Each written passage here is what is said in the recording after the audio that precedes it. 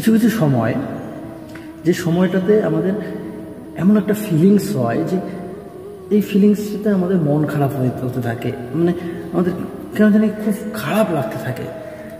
কেন এত কষ্ট লাগছে, কেন এত খারাপ লাগছে,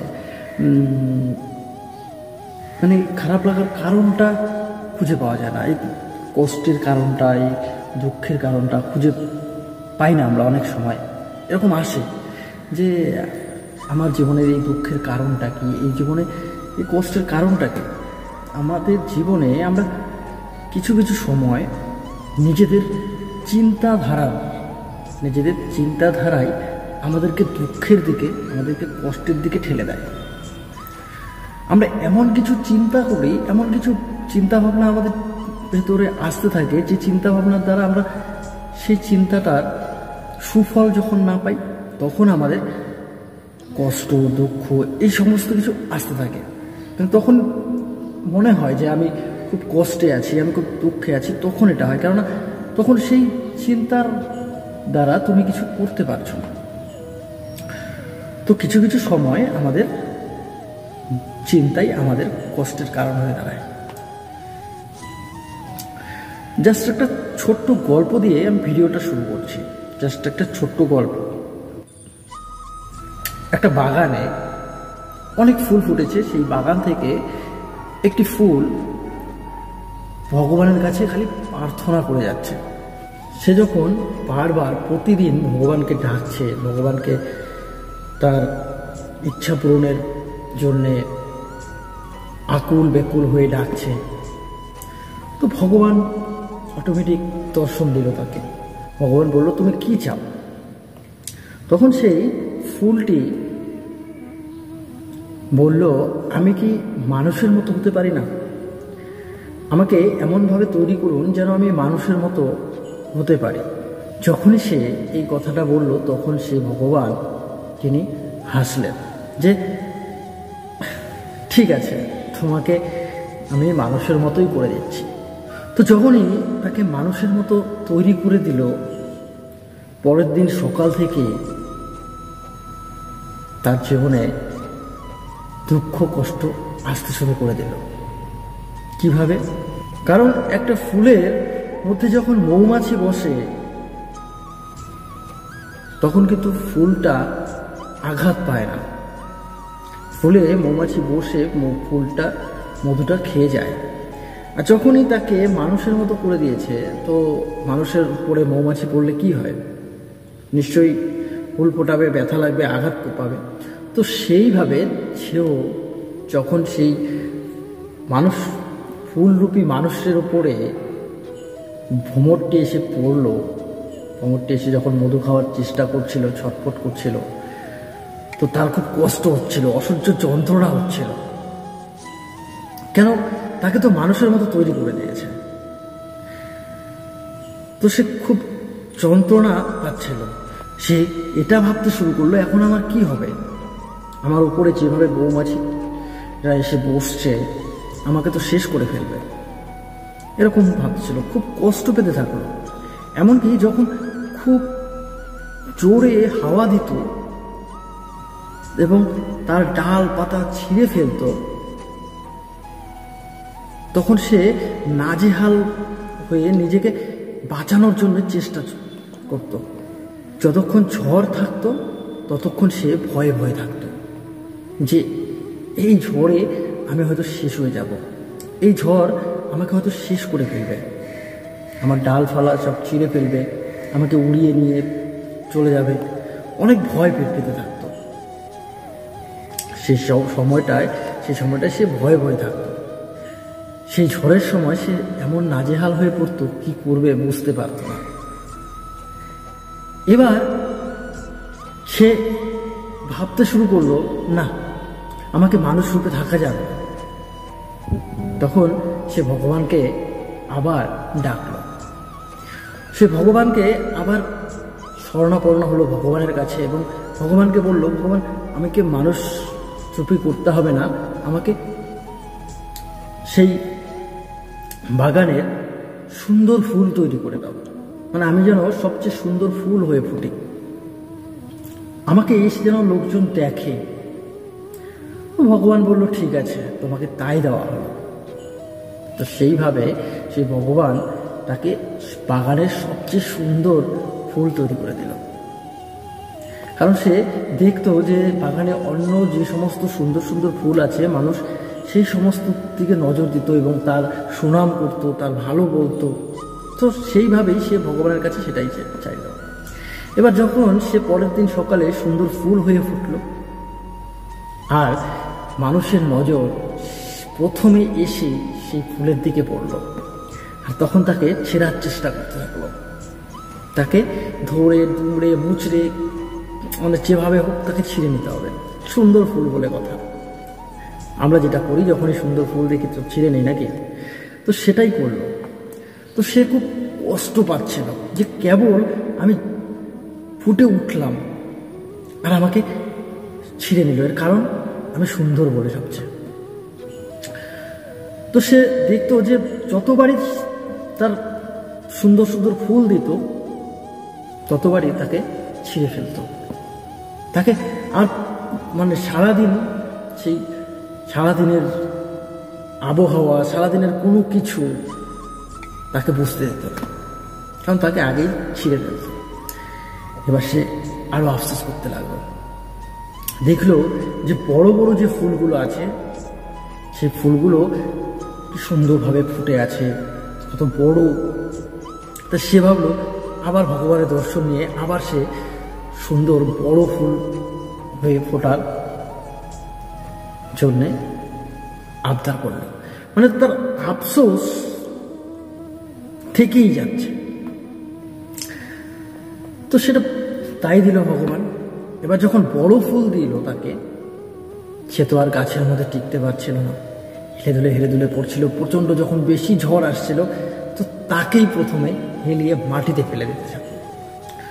আর বড় ফুল ভ্রমর মৌমাছিরা আরো বেশি করে এসে তার উপরে পড়তে থাকলো। এভাবে তার দিন শেষ হতে থাকে না। তার দিন শেষ হতে না হতেই রাতের অন্ধকারে তার অসহ্য যন্ত্রণা শুরু হতে থাকলো। সে এবার তার দুঃখে কষ্টে সে ভগবানকে আবার শরণাপন্ন হলো। সে ভগবানের আবার শরণাপন্ন হলো যে ভগবান আমাকে ঠিক আগের মতোই করে দাও, আমি যেমন ছিলাম তেমনটাই থাকতে চাই। তখন ভগবান তাকে প্রশ্ন করলো যে তুমি চেয়েছিলে যা আমি তাই দিয়েছি, এখন বলো তোমার কি অসুবিধার জন্যে তুমি আবার নিজের সেই জায়গায় ফিরে যেতে চাও। তখন সে বলল যে আমি যে সেই তাদের মতো হতে চেয়েছিলাম, আমি মানুষের মতো হতে চেয়েছিলাম, আমি সুন্দরভাবে তাদের মতো ফুটতে চেয়েছিলাম, আমি তাদের মতো বড় হয়ে ফুটতে চেয়েছিলাম। তো এই সমস্ত কিছুর মধ্যে না জ্বালা যন্ত্রণা, ডিপ্রেশন, এসব আমাকে গিলে গিলে খাচ্ছিল। এসব আমাকে প্রতিদিন গিলে গিলে শেষ করে ফেলছিল, ছিঁড়ে ফেলছিল। তাই আমি এই সব কিছুর মতো থাকতে চাই না, আমি সেই আমার আগের মতো করেই থাকতে চাই। কারণ এসবের মধ্যে আমাকে সব সময় ভয় পেয়ে থাকতে হতো যে তার মতো হলে হয়তো আমি খুশি হব, এই ফুলটার মতো হলে আমি খুশি হব, এই ফুলটার মতো। কিন্তু খুশি কোথাও থাকতে পারতাম না, যেখানেই যেতাম সেখানে গিয়ে আমাকে কষ্ট পেতে হতো। তো আমি চাই না, আমি সেই আগের মতো করেই আগের জায়গায় ফিরে যেতে চাই। সে তার সেই সময় জীবনটাকে বেকার মনে করতে শুরু করলো। সে ভগবানকে বলল আমাকে বাঁচাও ভগবান, আমাকে বাঁচা, এই সমস্ত যন্ত্রণা জীবন আমার চাই না, আমার যা জীবন ছিল আমার সেটাই ভালো। তো যথারীতি ভগবান ভোর হতে হতেই তাকে তার আগের জীবন ফিরিয়ে দিল, তাকে আগের মতো করে তৈরি করে দিল।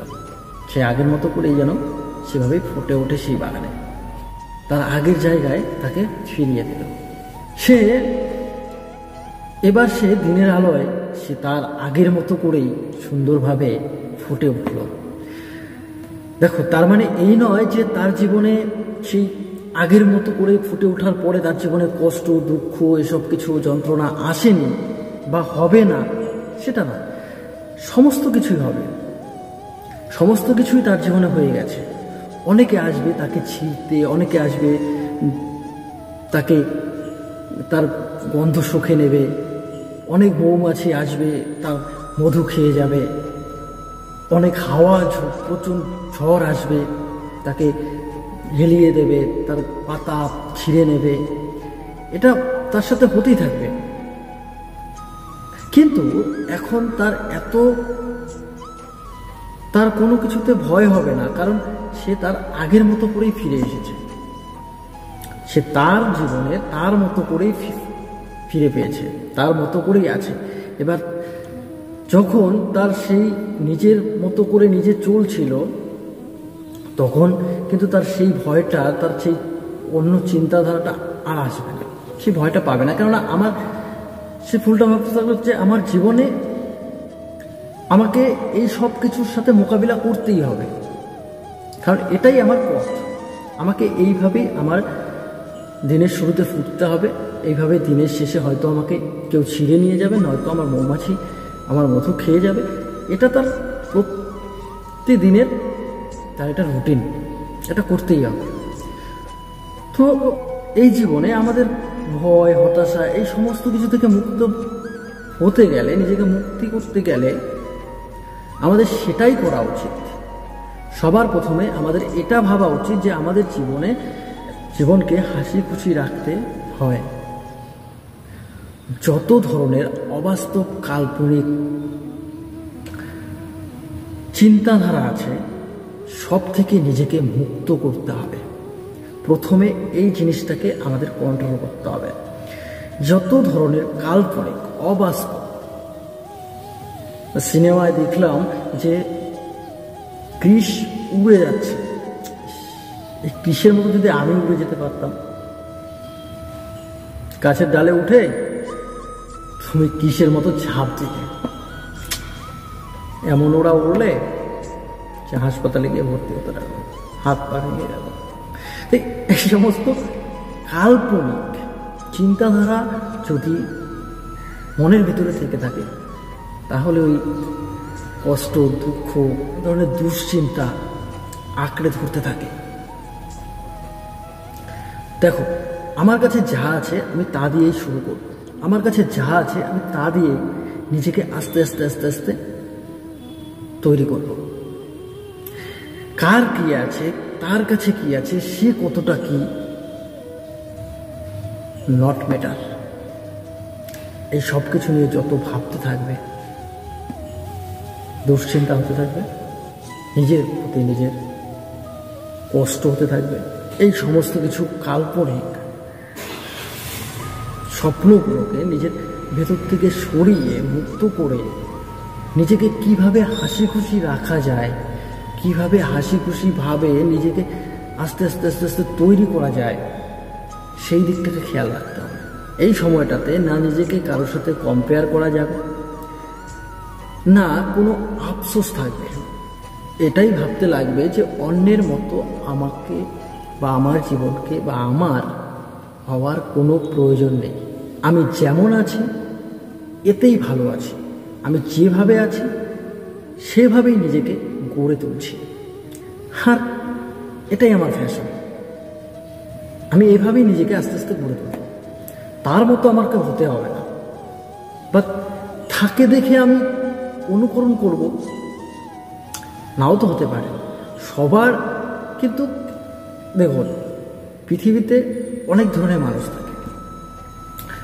একটা ছোট্ট কথা বলি, আর একটা, 3টি গাছ, ধরুন বট গাছ, তুলসী গাছ আর খেজুর গাছ। 3টি গাছ কি গাছ? 3টি কিন্তু গাছ, নাম কি? গাছ। এরা গাছ, বট গাছ,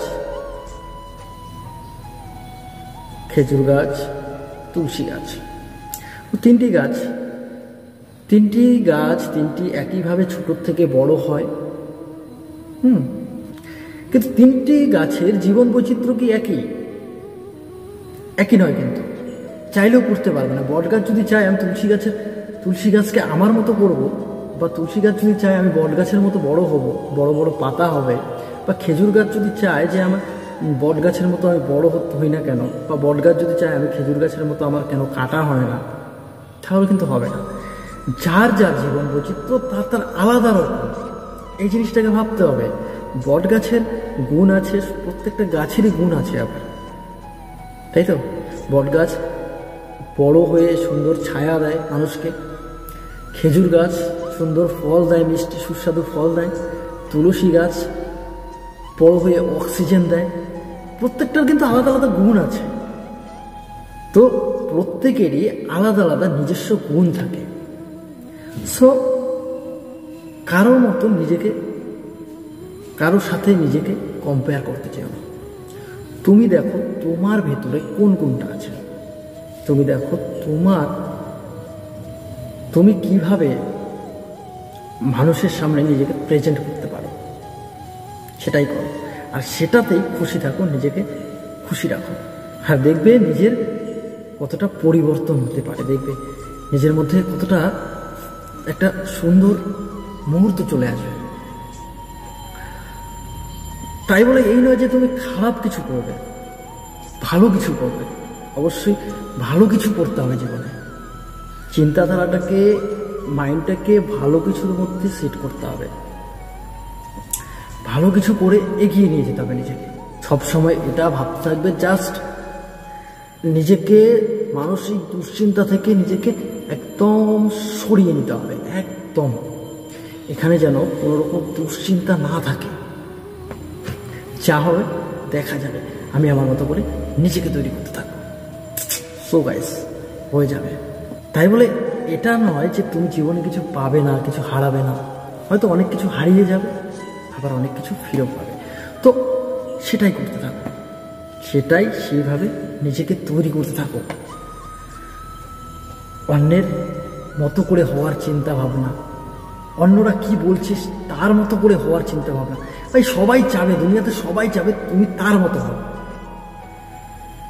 তুমি একমাত্র পারো তুমি নিজের মতো করে নিজেকে তৈরি করতে পারো। তুমি নিজের মতো নিজে হও। প্রত্যেকেই চাবে তুমি তার মতো হও, কিন্তু তোমাকে যদি বলা হয় যে তুমি নিজের মতো হও, সেখানে কষ্ট বেশি, সেখানে তোমাকে একা দাঁড়িয়ে লড়াই করতে হবে, কারণ কেউ সেই সময় তোমার পাশে থাকবে না। আর তোমাকে যখন একাই দাঁড়িয়ে নিজের মতো করে তৈরি হতে বলা হবে, তখন দেখবে তোমার পাশে শুধু মরুভূমি। আর নিজেকে একা দাঁড় করাতে হবে, নিজেকে একা প্রেজেন্ট করতে হবে। সেটাই করো, তুমি নিজেই নিজেকে তৈরি করে নাও নিজের মতো করে। আর যখন নিজের মতো করে তৈরি হয়ে যাবে, তখন দেখবে সারা চারিদিকে সব ঠিকঠাক হয়ে গেছে। তো আজকে এই পর্যন্তই। যদি ভিডিওটি ভালো লাগে তো প্লিজ লাইক, কমেন্ট, শেয়ার করে দেবেন।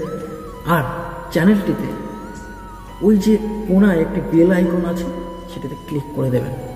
তাহলে আমার ভিডিও আসলে আপনার কাছে নোটিফিকেশন চলে যাবে আর দেখতে পারবেন সঙ্গে সঙ্গে। তো নমস্কার সবাইকে। ভালো লাগলে আমি খুবই খুশি হব যদি একটি করে সুন্দর ভালোবাসার কমেন্ট দিয়ে যান।